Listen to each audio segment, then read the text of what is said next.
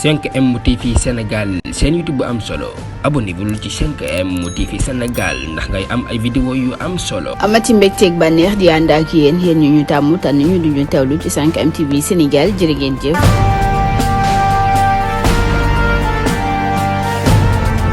mbokk yi siifur 5M TV Sénégal dalee nag jàmm ci xibaar mbir xewati nag nga xam ne rek moo di Lamzo nekk ab tiktokeur patriote boo xam ne ñëpp ràññee nañ ko lool ci tiktok bi muy défendre ki nga xam ne rek moo di Ousmane Sonko. jamono ji nag daan nañuy jot xibaar ñuy wax ne daan nañ koy arrêté moom Lamzo. ñàkkul ne am na ñu bëri ñu ko xam moom Lamzo mi nga xam ne rek ñëpp ràññee nañ ko ci tiktok bi muy def ay vidéo di défendre Ousmane Sonko. jamono ji nag jot nañ benn xibaar bu ñuy yëgal ak bi ñu xamal ne Lamzo daan nañ koy teg loxo ginnaaw manifestation yi nga xam ne ni ki tey ji daan nay am ñi nga xam ne ñoo di ndaw yi di jàmmarloo ak ñi nga xam ne ñoo di takk der yi mu nekk loo xam ne actuellement daal nay doy waar lool. jamono ji nag ñi nga xam ne rek ñoo di waa Pastef ak ñi ci aju ñëpp rek ña ngay teg loxo nank